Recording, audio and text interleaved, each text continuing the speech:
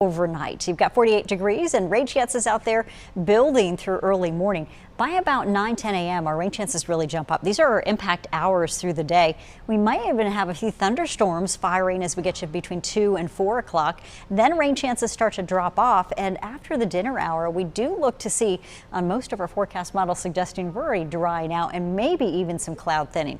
You've got temperatures in the upper 50s after a morning start in the 40s, and we're already there in a few spots. Winds out of the light south-southwest continuing to bring in a little bit of fog.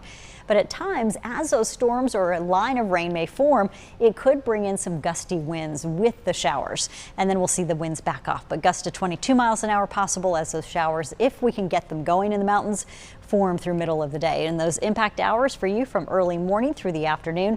And I do think that some folks may miss out entirely on the rain, and trying to get some of those scattered showers midday may be tough. You're going to want to tune in with Jacqueline Scher in the morning and check in to see how things may be changing. We've got temperatures above 5 degrees from where we were yesterday in Greensboro. 14 degrees warmer though from this time yesterday in Burlington. So 50 degrees, not bad.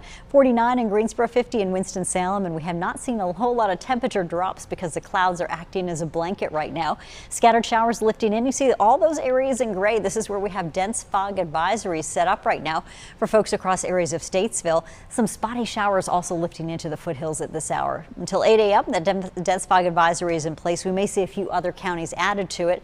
It all depends on whether or not you have those winds, and we do have calm conditions setting up from Mount Airy through North Wilkesboro, and visibility anywhere from a quarter of a mile or less out there at times through early morning. So watch that if you're traveling toward Charlotte. Wider view shows you what we've got going on.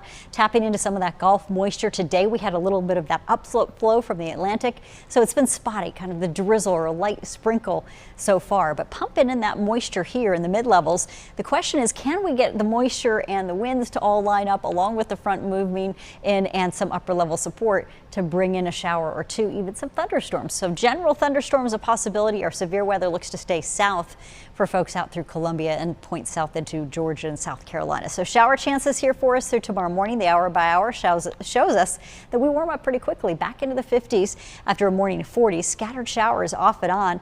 And if we can get things going, we might even see a line of thunderstorms form. But some forecast models suggesting we're going to take a lot of that energy to the east, and as it slides east, we might have one lingering last shower right after dinner, and then we clear out. So just in time to ring in the new year. Your late evening celebrations should be dry, so maybe a little bit of firework action, but likely dealing with some fog after some of those showers. Another forecast model also showing us a better line that could form through middle of the day, and a lot of this may change the early tomorrow morning, but rain chances highest as we go from about 10 a.m. all the way to 2 and 3 o'clock. Sunday, look at your New Year's Day. Sunshine in 60s, and we have thunderstorms returning again for Tuesday and Wednesday. Feeling great out there.